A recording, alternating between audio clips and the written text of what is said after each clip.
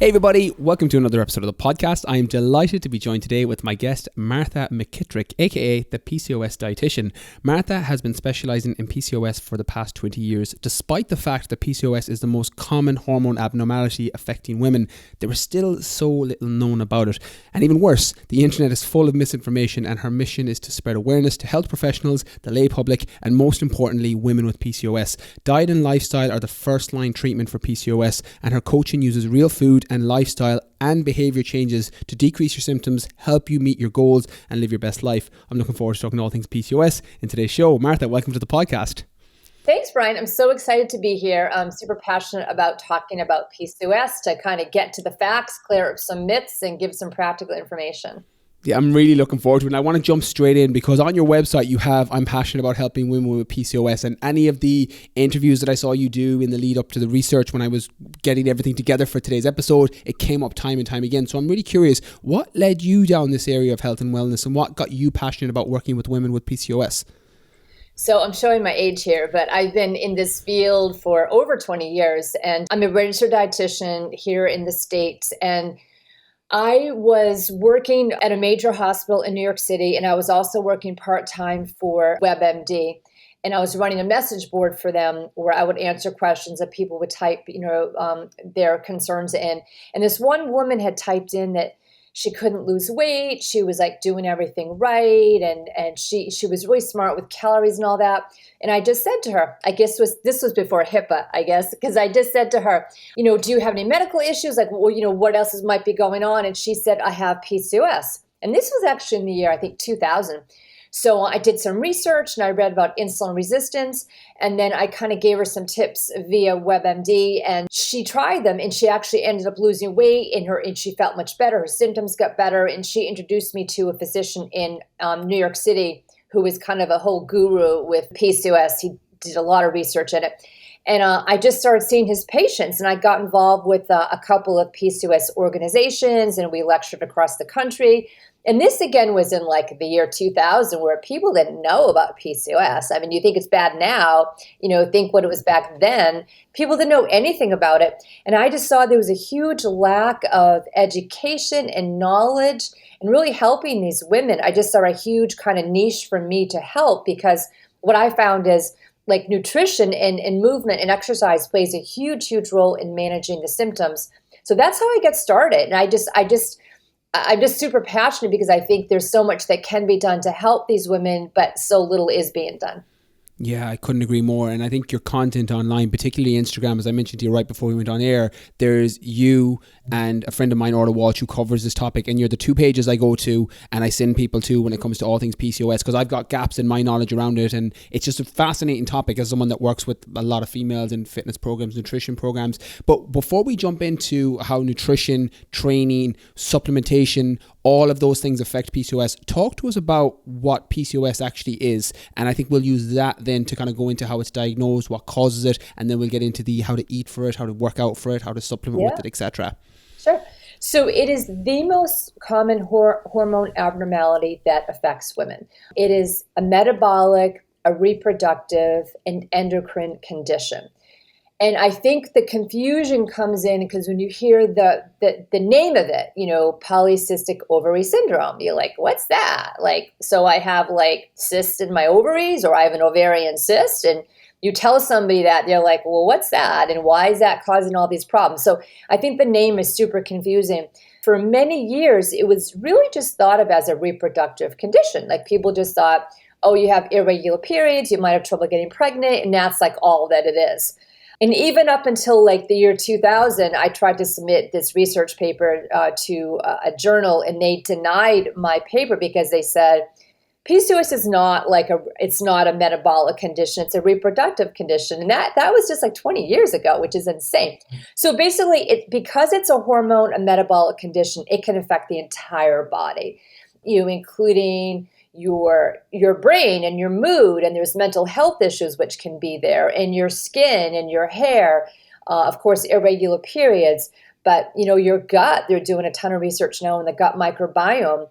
It can just have so many effects in the body. So I think the main thing to know is it's not just a reproductive condition, but it's a condition that can impact the entire body. So that's really what it is. And it's super common. It can affect, and one of the problems with PCOS also is diagnosing it can be tricky, which we can probably get into, because there are several different ways to diagnose it, and not all healthcare practitioners use the same criteria. Like, for example, the criteria that most experts use is you have to meet 2 out of 3 of the criteria. So what they are, so one of them is irregular periods or no periods. The second one would be high levels of testosterone or clinical signs of it. So maybe your testosterone is normal, but you're having problems with acne, hair loss, hair growth. That's a clinical sign. And the third one would be polycystic ovaries. So that's when you have an ultrasound done of your ovaries. You have like little tiny dots on your ovaries that look, they call it a string of pearls. It's not like this big massive cyst that people think of. It's little tiny dots. They're not really even cysts. They're kind of follicles that never develop. So you have to meet 2 out of 3 of those in order to be diagnosed. And so that's one way to diagnose. And then there's another way, the NIH, their criteria is a little different. So you might go to your doctor and they might not really be sure which criteria to use. And they might say, well, you do have it, you don't have it. 50% of people who have it are not even diagnosed, which is insane.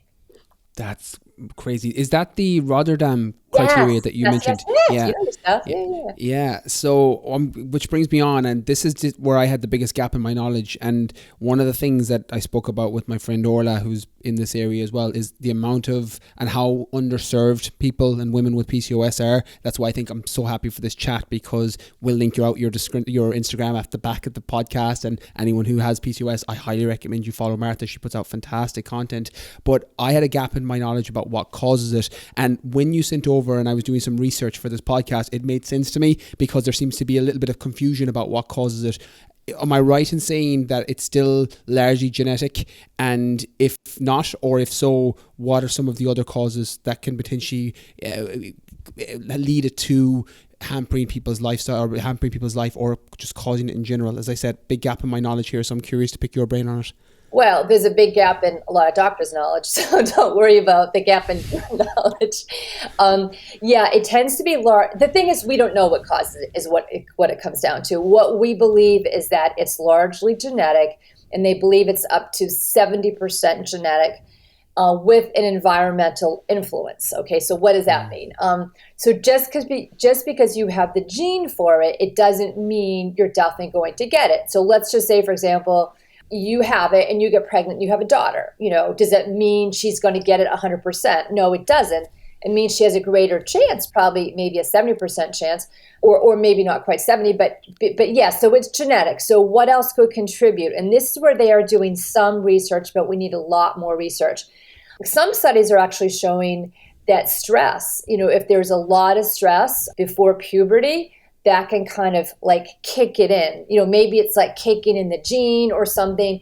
It's affecting something called the HPA axis, hypothalamic pituitary adrenal gland axis.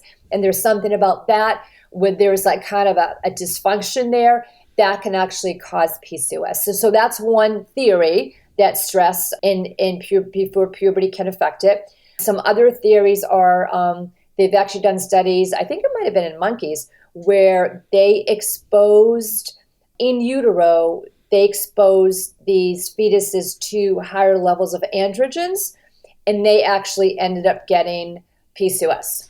I don't think there was a gene involved with the mother, but just the exposure of high levels of androgens in utero might cause it. Other theories might be exposure to endocrine disruptors, which are in a lot of, our products, which aren't regulated, at least in the US, or poorly regulated. But, plastics and all the chemicals in the environment, that's one theory. Again, we don't really know, but these are just theories. We need more research, basically. How is it treated then? Because one of the biggest struggles that I've had conversations with some of the girls I've worked with on programs. Now, I don't specialize in PCOS, far from it, but it's something that sometimes when people sign up to a program, I'm working with them and then they throw in, I have PCOS. I'm like, okay, well, we probably should have done that in the front end, but here we are. But they'll be told that, I was told by my doctor to lose weight or cut carbs or I need to exercise more. And I always think, well, or this isn't the approach. Like, you know, again, yes, there's some element of truth in all of that, I'm sure, but it's going to be a diet and lifestyle should be first line treatments and then everything else after that, or worse. And I'm not sure if you've seen this, if it's the same in the States, where they just put people on a contraceptive pill and it's like, here, and come back to me then if you want to get pregnant, or come back to me again in a few years, which just hurts me when I think about, like, that's the way people are being treated. But what are some of the recommendations? And you put great content out on this, Martha, but I want to unpack it here on the podcast. How is it treated, and take that diet and lifestyle first being that first line treatment? Yeah, that's such a good point. I could talk for hours on this subject. But what breaks my heart as well, just like what you said, is when a woman is diagnosed with it and she's just given a prescription for the pill, you know, maybe metformin, but most importantly, she's told to lose weight, you know. And some people are actually blamed for their PCOS. Like, oh, you know, you gained 30 pounds this year. If you hadn't gained that, like, you wouldn't have PCOS. It's horrible to say that to somebody. And then, first of all, it's not true, because weight gain does not cause PCOS, because there are about 30% of people with PCOS who are not overweight, who are lean. So why do they have it? You know, they didn't cause it by gaining weight. So that's not a good answer. It is true in some cases, you know, if you do gain weight or if you're more overweight, it might worsen some of your symptoms. 100% that's true, but it's not your fault. And you did not cause it by your weight, or you ate pizza or something like that. So I think we have to really look at, you know, each person as an individual. Okay, that's the big thing. And what kind of drives me nuts sometimes on social media is they make it sound like, well, you know, everybody has to do this, and everybody has to go low carb, and everybody has to exercise in a certain way. And that's not really true. Like, every single person's different. And so I kind of like to look at, you know, what I think people's kind of like drivers are with PCOS. And a driver just means it's something that might be making their PCOS worse, or kind of like a root cause. Like, for a lot of people, it might be insulin resistance. And that's a big one. And I think we should talk about insulin resistance, because I think it's a really important part of PCOS. Basically, there are no really good ways to check for insulin resistance, okay? That's the problem. You can go to your doctors, you can get your fasting insulin levels checked, and they might be high or they might not be high. If they're high, yes, we know you have insulin resistance, but maybe they're not high. You could still have insulin resistance. So other things that I kind of like to go by. So yes, I do like to look at people's fasting insulin levels.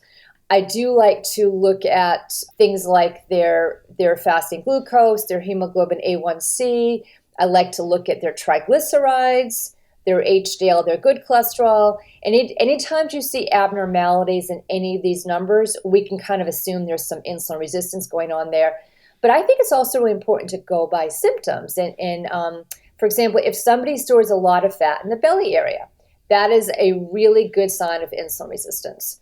If somebody has a lot of trouble losing weight, a good sign of insulin resistance. If you have a family history of diabetes, your mom, your dad, or somebody in your family has type 2 diabetes, another suggested, you know, yeah, there's probably some insulin resistance going on here. So I like to look at all that. Oh, another test I forgot to say, which is a pretty decent test. It's a 3-hour glucose tolerance test. So they feed somebody a really sugary drink, and then they check their blood sugar like every hour, every half an hour. And they also check their insulin levels at the same time. And you can kind of see if somebody's overproducing insulin in response to the carbohydrate drink. So that, out of all the blood tests, I say that would be the best. But again, I think it's better to go by symptoms. So we have to find that everybody's different. Some people have more insulin resistance than others. And if you do have a lot of insulin resistance, you probably are better off being on a bit of a lower carb diet. Now, I'm not talking, you know, keto or crazy low carb, but you might get more results if you keep your carb intake a little bit lower. Other people might have stress as their major driver, you know. And one way you can figure this out by, common sense. Ask them, when you have a lot of stress, your symptoms gets worse, right? I mean, that's pretty common sense. But they could check their cortisol levels. They could check an androgen precursor called DHEAS, because some people make more of their androgens from the adrenal glands, most people make extra androgens from the ovaries. That's an important point, actually, I should say. PCOS is generally a condition of androgen excess. Androgens are hormones that both men and women produce. Men produce more testosterone than women, but with PCOS, oftentimes there are higher levels of testosterone. And so testosterone can be produced by the ovaries, which usually it is, especially if there's insulin resistance. It can also be produced from the adrenal glands because you make DHEAS, and then that can turn into testosterone. Now, some people call this adrenal PCOS. So what can fuel that is if you have a lot of stress going on in your life. When you have a lot of stress, it kind of triggers your hypothalamus, your pituitary gland, your adrenal gland to make more DHEAS. So those people might need to be super, super careful with watching their stress. So far we've talked about like two kind of different, I don't like to use the word the types, but of PCOS, people who are more insulin resistant, and then people who maybe aren't as insulin resistant, but they have stress as more of a driver, and they have to be really careful with stress. So somebody like that, if they try to go on a really low carb diet, that can actually act as a stressor, and that can make their PCOS worse. So that's why for a doctor just randomly say to somebody, oh, you have to go on a low carb diet. Well, maybe not. I've had people, when they've done that, their symptoms have gotten a lot worse. So you have to really, really pay attention, like what's driving their PCOS? Is it insulin resistance? Is it stress?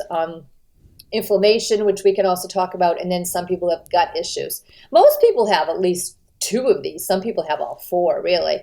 So, I kind of think everybody would benefit from, watching their stress, eating a balanced diet, which we can get more into, the balanced plate and all that, eating in a healthy way, and then working on other areas of their life, which we'll talk a little about exercise, I'm sure, but, getting enough sleep is really, really important, managing stress, like kind of it all goes together.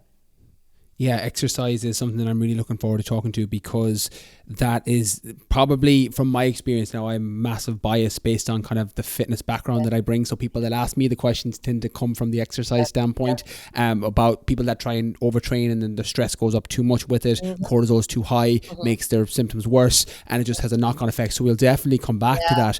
But I just want to stay on the food and the nutrition for the moment, Martha. What would be some of the best practices for food? You mentioned there low glycemic carbs. People don't have to go keto. I think that's a big myth out there. Like as soon as you put in Google, even from some random blog that'll show up on Google, it'll be like, right, go keto, or remove gluten, or all these, insert this here, for without any context of the individual. But for a general best practice for nutrition, what are some of the things people should consider? Yeah, I think, kind of starting with the basics is, eating balanced meals. When you have a meal, I think an easy way to think of it would be like, half your plate coming from vegetables, a quarter coming from some protein, and then a quarter coming from a healthy type of carb, and then with some fat in the meal. So I would kind of start with that kind of way of thinking, because when you eat that way, first of all, it's going to force you to get in more vegetables. And in my opinion, vegetables are maybe the most important food for PCOS, because they're giving you fiber, vitamins, minerals, antioxidants. They help improve gut health. They help improve insulin resistance. They decrease inflammation. Like, they do everything. So it's kind of forcing you to get in more vegetables. And then, when you have this balanced meal with some fat, some protein, with the carb, it's going to blunt the rise and fall of blood sugar. So if you just had a plate of pasta for a meal, or like in New York City, we eat bagels, you have this jumbo bagel, right? When you have that, you're going to spike your blood sugar. You're going to make a lot of insulin, which is not good for PCOS, because when you make a lot of insulin, that actually can cause your ovaries to produce more testosterone, which we do not want. And it can also cause you to gain more weight and be more hungry and have carbohydrate cravings. So we don't want a lot of insulin being produced. So by having a balanced meal, that's going to help blunt that from happening. So that would be the first tip I would say. The second thing I would say would be to choose, like you said, lower glycemic types of carbohydrates, something that has that's less processed, something like brown rice versus white, or whole wheat pasta or chickpea pasta versus white, whole grain bread. And you don't have to, people are so brainwashed, like they think, oh, I can't have any bread, I can't have any pasta. You can. There needs to be portion control involved. Like, I'm not saying you should go have this big bowl of whole wheat pasta keep your portion small. Think about, again, a quarter of your plate coming from the carbs. So choosing healthier types of carbs. I'm a huge fan of fruit. I would recommend choosing whole fruit versus juice or dried fruit. Don't get like crazy caught up in the glycemic index, because there are these charts out there of like glycemic index of foods, and people get so caught up like, I can't have, I can't have even whole wheat bread because it has a medium glycemic index. As long as you're combining it with some protein and fat, like you might have some eggs, some avocado, and a slice of bread, you're fine. Should you sit there and eat a massive bowl of cherries by itself for a snack? Probably not. But, have a small portion of cherries, maybe have a small handful of nuts with it or something, maybe. So that's what you want to do. So you want to limit the highly processed sugary carbs. You want to try and choose the healthier types of carbs. You want to fit it as part of like a balanced meal without going crazy. And you can have some white carbs. It's okay. Like some people in their culture, they eat white rice. They don't eat quinoa and brown rice. And I'm not going to say, you can't have white rice. Like you can't have sushi with white rice. It's okay, but you're going to have some fish with it and some avocado, maybe some edamame. You make it be more balanced. So those are two things. You want to try and get a lot of fiber into your diet in the form of vegetables and whole grains and like nuts and seeds. I'm a huge fan of thinking, what can you add to your diet versus what you supposedly should not eat? So let's add in some flax seeds. Let's add in some chia seeds. Add in things like that because they have a lot of health benefits for PCOS. Some studies have actually shown that adding in flax seeds can actually help to lower androgens. So that's a perfect example. Let's add in some ground flax seeds to your yogurt or to your oatmeal or whatever. So there's that. And then I would say regular meal timing. And I think we can talk about intermittent fasting in a second. I don't know if you get a lot of those questions. Mm-hmm. Yeah. Regular meal timing. There tend to be more blood sugar imbalances with PCOS. So whether it is that your blood sugar is getting too high when you eat and then it crashes down, you make too much insulin. Some people get what's called reactive hypoglycemia. That means that your blood sugar, it'll go up, but then it comes down really fast and you start to feel shaky and weak. Or if you go too long without eating, that's a big one I hear from PCOS. So that's why it's important to eat at kind of regular intervals and eat the balanced meal. Like if you're going to have a snack, maybe have some apple with some peanut butter. And when you do that, you're going to help avoid the spikes and the crashes and that shaky feeling.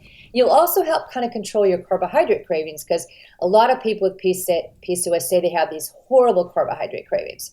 But when you're eating more of the balanced meals and not going too long without eating, you're going to help prevent that.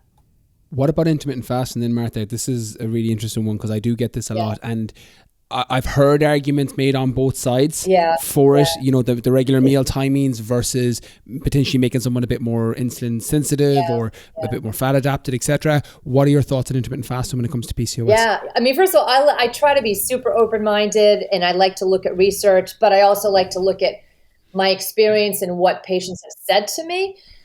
First of all, I think we have to talk about which type of intermittent fasting are we talking about, right? Because there are multiple types. So I'm assuming you might be talking about eating within the 8-hour window or that thing versus skipping breakfast, eating at lunch, eating at dinner is kind of the majority of the audience when they ask the question. Yeah. Okay. Because I'm definitely opposed to the 5 and 2 where 2 days a week you might eat 600 calories, and I'm definitely opposed to skipping fasting totally, not eating at all for 3 days.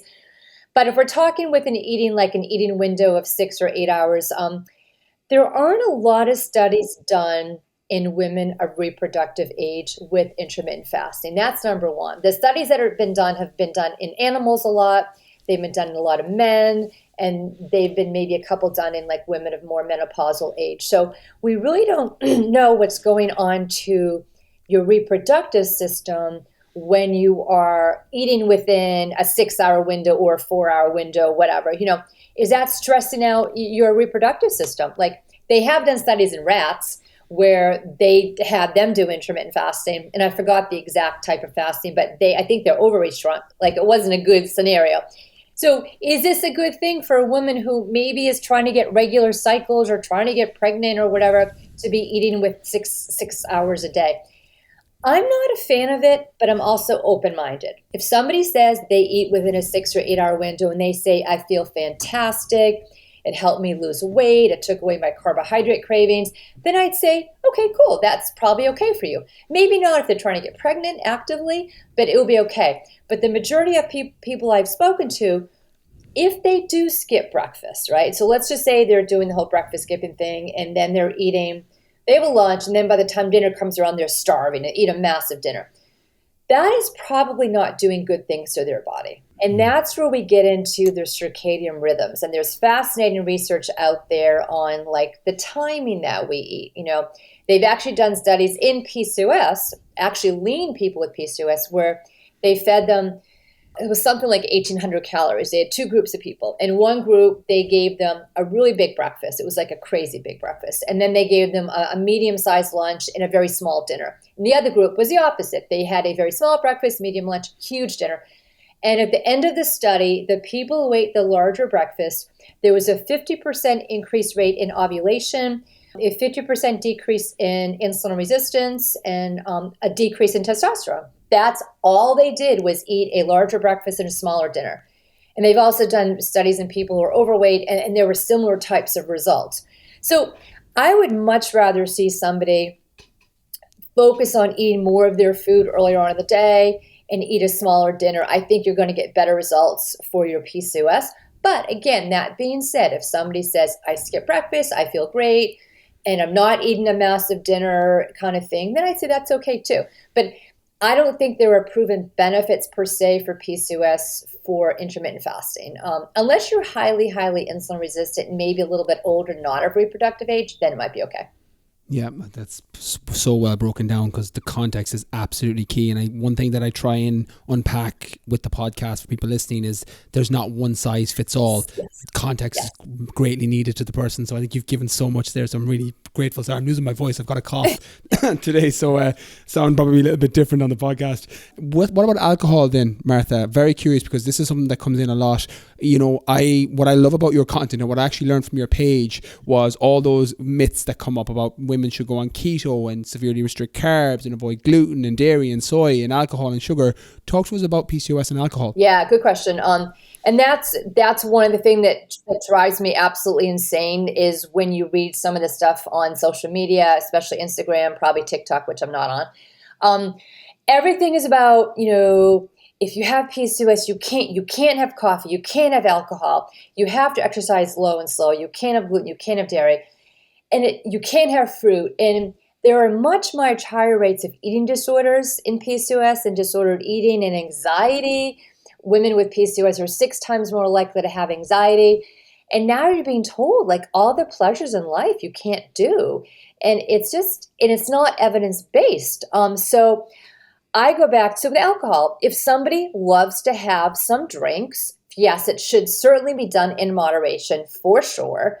It contains empty calories. It can increase, for some people, more hunger. It can make you get a worse night's sleep. And there are already much higher rates of sleep problems with PCOS. It can impact the way your body metabolizes estrogen, which is not a good thing. So alcohol should be limited. I would not say you have to avoid it, but I would definitely say it should be done in moderation. And you would want to try to choose a drink, obviously, that didn't have like a sugary, like, a pina colada kind of thing. Maybe you have a glass of wine, which has resveratrol, or maybe something with club soda. So in moderation, if you love it, do it. You don't have to avoid it. What about weight then and fat gain with PCOS? And one of the, I won't say misconceptions, but definitely, and this is legit, but I think the reasoning behind it in the context that people get, it gets muddied with social media, as you mentioned. Instagram, TikTok is particularly bad for this. I'm on TikTok, so I see some things come up that are nutritional based, and I'm like, where did that come from? I was like, that is not grounded in any nutritional science. But anyways, talk to us about the real reasons why it's more difficult to lose weight with PCOS. Yeah. You look at the statistics, and up to 80% of people with PCOS are overweight or obese. I hate those words, but I will use them. But then you look at the average population, at least in the U.S. I don't know what it's like in Ireland. I'm like a quarter Irish, by the way. Just saying that. Got it from the surname for sure. Anything with the Mick in it, I'm always like, there's definitely some Irish ancestry there. My friends all call me Mick. But in the U.S., we have a 66 or 70% of people are obese, overweight. So most of us are overweight here. But with PCOS, it's a little bit higher. It's 80%. So why is that, right? And there are some real reasons why that might be. One of them is that when you have higher levels of insulin, that tends to cause more fat storage. Higher levels of insulin can make you be hungrier, especially for carbohydrates. They have done some studies, not all show this, but some do, that there might be a lower metabolic rate with PCOS. Other studies show there might be altered hunger hormones, so you actually kind of might get more hungry. So there are a couple real, and then of course there are, the higher rates of eating disorders, there's higher rates of binge eating. And actually with the eating disorders and binge eating, it's not just due to the symptoms, which is bad enough, right? I mean, here you are having trouble getting pregnant, you're losing your hair, you're growing hair. I mean, yeah, who wouldn't want to kind of binge eat with that or eat for emotional reasons? But there actually are real reasons why, and elevated androgens might be one reason, and altered hunger hormones, why there are higher rates of binge eating and eating disorder. So there's real reasons there. So it's super complicated.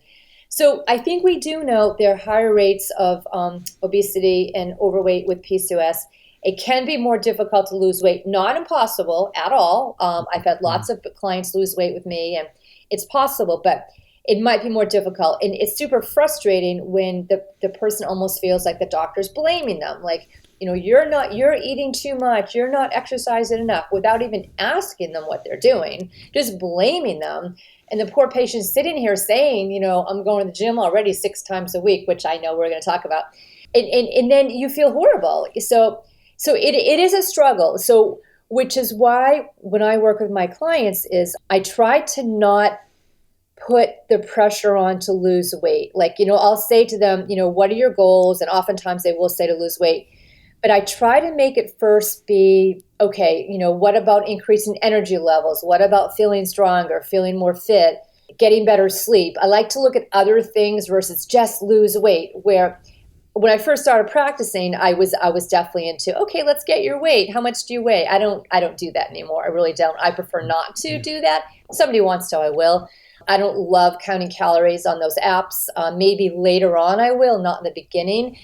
In the beginning, I'm more about having people fill out. I have like a little journal I've created where they fill out like what they eat, the time they eat, how did the food make them feel, what is their degree of fullness, how much sleep did they get, what do they feel good about? Because I think so oftentimes people are so quick to say, I'm so bad, I did this, I was so bad, I had 2 cookies. Well, maybe they only had 2 instead of 5. Maybe they had 1 piece of pizza instead of 2. So let's look at something good about what you did. So I want people to start feeling more in tune with their habits. They might notice a pattern. Hey, when I get a crappy night's sleep or when I have a couple drinks, the next day I'm hungrier and I eat more carbs. So, or maybe if I go too long between breakfast and lunch and breakfast and dinner and I don't eat enough, then I'm more hungry at dinner and I binge. So let's start there. And once people get some confidence, they know their habits, and then we can kind of start fine tuning the calories and all that and helping them lose weight. But I don't like to jump right in. Okay, let's do a 1,200 calorie diet. Let's do low carb. Like that doesn't work. It does not work. Yeah, I couldn't agree more. And one of the things that I kind of ground a lot of my content in, because of my audience, is removing PCOS, removing IBS, removing any gut microbiome issues. 90 to 95% of people will lose weight in a calorie deficit, just because a lot of people will struggle with just getting their calories low enough. But PCOS, I think, falls into that 5 or 10% where they might be in a deficit, but they're still not losing weight and they're still not reducing body fat. And I think it's really important to align that expectation on the front end, so that, because people do, and I'm sure you've seen it, Martha, with clients where they have a weight loss goal, fat loss goal. They're like, well, I'm eating 1,200 calories, which is a deficit for most people. And they're like, I'm not losing weight, I'm not losing body fat. And then they're getting really frustrated with it. And I think it's important to know that you're not working off a level playing field to everybody else when you have PCOS. Yeah. For some people, some people, I'm surprised they actually do have pretty decent metabolisms, but yeah, a lot of people, it's not a level playing field, and it's super frustrating to know that.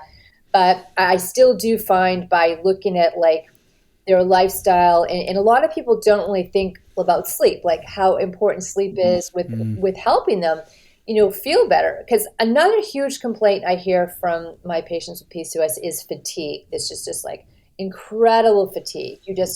you can barely get through your day. So a goal for a lot of people might be to have more energy. How can we do that? We can do that obviously by getting more sleep, easier said than done. But, making sure you're balancing your blood sugar, you're eating balanced meals, you're not going too long without eating, like that kind of thing. You're managing your stress. So when all that starts to kind of line up, then they might have more energy. Then maybe they can do more exercise, because some people are just too tired to do exercise. I think we're going to talk about some people over exercise, but then some people don't do enough. They're afraid or they're tired. So how can we fix that kind of thing? 100%. And one of the things I've changed my mind about the most in recent years was I was always a nutritionist personal trainer who had nutrition up here, training, and then sleep. And now I've got sleep right up there with nutrition. I think they're equally important, if not sleep above, because of all the secondary effects of increased energy, increased insulin sensitivity when you wake up, you've had a good night's sleep, you feel recovered, all of these knock-on effects. So I'm so glad you said that. I want to go into the exercise element though, because as you said, we can come at this from two sides. So feel free to pick one and we can dive deep on both potentially. When it comes to exercise and PCOS, what type is best? Because as I said, I'm biased because the people who come into my space tend to have been told by doctors, you need to exercise more, you need to lose weight, and then they sign up to work with me, and actually you needed to address your PCOS in the first place. It's not just this, reduce your carbs, get into a calorie deficit, train, or they excessively train because they think that's the solution. So I come at it from that side, but I know, as you said, there's also the other element of low energy where people don't feel like they can even work out because they're so tired. So talk about what type is best when it comes to exercise and PCOS. Yeah, good question. And I think the answer is going to be, it depends. It depends on the individual person. And there's actually a pretty good research paper, which I can send you after, where they looked at many, many studies. It was like a meta-analysis of studies that were done on exercise and PCOS. And they kind of figured out, based on this, they saw that weight or strength training types of exercise had the greatest impact of lowering androgens, which is kind of cool, right? So I think we think about, a lot of women think, if I strength train, I'm going to get more testosterone, I'm going to get bulky. But for PCOS, it actually helped to lower testosterone, which is really cool. Cardio had the best effect of improving insulin resistance. And HIIT, high intensity interval training, which a lot of people are afraid of, actually had an even more powerful effect of improving insulin resistance and regulating the menstrual cycle, which is crazy. Like, who would think that? And then there's yoga. I'm a huge fan of yoga. It helps to decrease cortisol. It helps to decrease stress. It can also help to lower androgens and improve menstrual cycle regularity. So, those are the different types. But I think we have to look at each individual person. And what I find with PCOS, and I'm totally generalizing, but a lot of the people I find, they, like you said, they have the fatigue, which is a barrier to exercise. I find there's a lot of barriers. So that's a barrier. There might be some kind of gym phobia where they don't want to go into a gym. Maybe they're overweight, they're embarrassed. They don't want to go in with all these like skinny girls, Maybe they don't know what to do for their body. Maybe when they work out, they get sore, they don't feel well, like maybe they're doing something that's not right for their body. So there's a lot, or they've been told, they've read, like, you can't do this kind of exercise, you have to do this. So there's a lot there, and I think a lot of people just give up and don't want to do anything. Or they feel if they're not doing a lot, it's pointless. Why do something? Why do anything? So I think we have to keep that in mind. I think that's most important.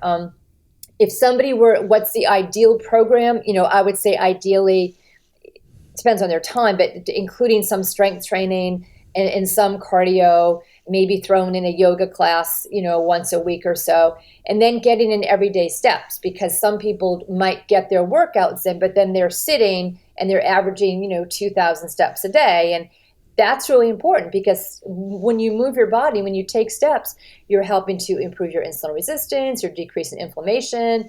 It's just good for your stress. It's good for everything. So it's kind of everything, so fitting that in is tough, but it's a balanced type of a program.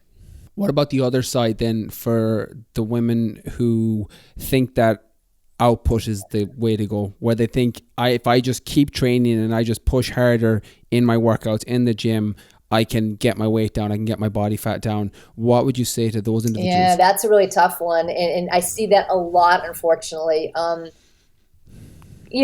like that, you also, if somebody's like really, really over exercising, especially if they're not that overweight, they're trying to lose those like last 10 pounds. You have to also look at, do they have hypothalamic amenorrhea? And that's when they're not eating enough, consuming enough energy to match their workouts, and they're getting irregular periods, and they have a lot of the symptoms of PCOS. I do see that a lot.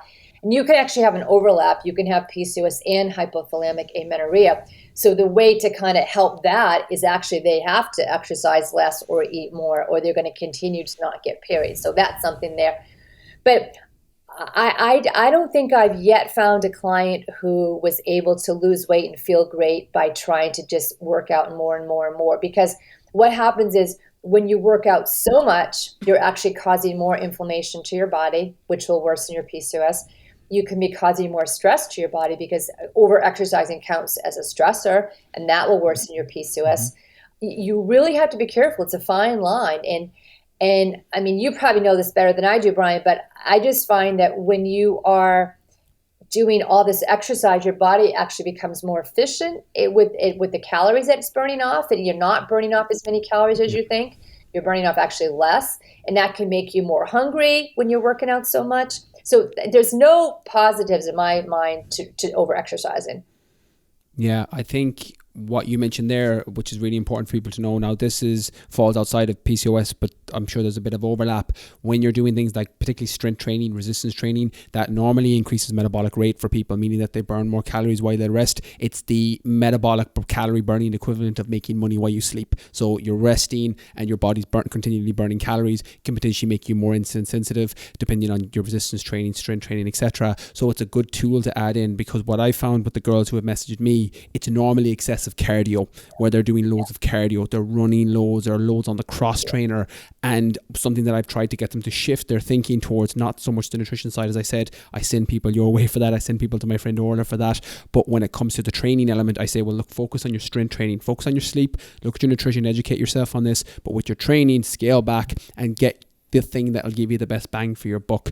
So I think that rounds it off really well. And then the final thing, Martha, that I want to touch on, I think brings it all together, is supplements when it comes to PCOS. What are your thoughts on supplementation? Is there a place for it? Is there I know something you've talked about and I've heard you speak about, where medication can come in and can be helpful and where it's not helpful. But what about supplementation across the board? Where do you think that helps, supports people? And if so, what one should they look into? Of course, it's context dependent on the individual. I know you do special, which I'll link for people. You do personal coaching, but you also have your online courses, the PCOS Nutrition and Lifestyle Blueprint in particular, which I'll link in the description for people. But with supplementation, what are your thoughts on that? Yeah, I mean, it's a good question. I'm a huge believer in supplements. I mean, you cannot out-supplement a bad diet, right? I mean, if you don't have a good diet, taking all the supplements in the world is not going to make a difference. So food has to come first. Food, movement, sleep, stress, and all that. But one of the favorite ones I have for PCOS is inositol. And I like the combination of myo-inositol and D-chiroinositol. So basically, think about when you have insulin resistance, your body is not efficiently getting the glucose into the cell. So when you eat carbs, your blood sugar goes up, you make insulin. The role of the insulin is to open the door, to open the cells to get the sugar in. So when you have PCOS, it doesn't work that efficiently. Inositol can help to open the door to get the sugar in. So when that happens, you lower your blood sugar, you lower your insulin. So studies have shown that it can help improve ovulation. It may help decrease some of the other symptoms of PCOS. Some people say they have less carbohydrate cravings. I like the combination of myo and D-chiroinositol. There's a brand I like in the US called Avasitol, but it doesn't have to be that brand. So that one I do like. You definitely have to check your vitamin D levels. Vitamin D is not only a vitamin, it's a hormone. It plays a role with insulin resistance, inflammation, fertility, super important, even body weight. So if your levels are below the range, you definitely should take a vitamin D supplement. I think almost everybody will need to. I know I personally do. I don't have PCOS.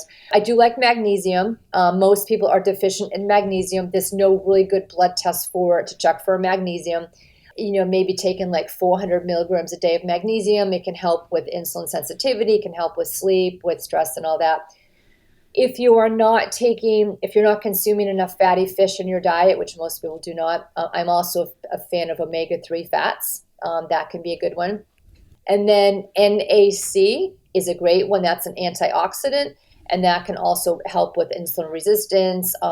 It can help with a lot of the symptoms of PCOS, with inflammation. So those are my favorites. And then, some people, depends on, here's where we get the symptoms. If you're having certain symptoms of like hair growth or hair loss or acne, zinc can be a good one. But some of those you have to fine tune a little bit. Berberine can be used for some people who are insulin resistant. But the go-tos are the ones I listed in the beginning. Amazing. Martha, we've covered so much here, from the nutrition to the sleep to the training to the lifestyle to the supplementation. And I think notepad and a pen for people to go back and re-listen to the episode and check out your handles definitely after this. And I'll link those in the description. Martha, I mentioned your course, PCOS Nutrition and Lifestyle Blueprint. I mentioned the Instagram page. I know you do some personal coaching with people as well. So it just depends on what's going to be the best fit for people. But any links or anywhere you want to send people, please do that now. And I can't thank you enough for the amount of value that you've given us today. As I said, big fan of the Instagram page, so I'm delighted we got to chat. But any links you want to give, please do that now. Will do. Thanks so much, Brian. This was a blast. There you have it, the PCOS dietitian Martha McKittrick on what to eat, how to work out, and the supplements you need for women with PCOS.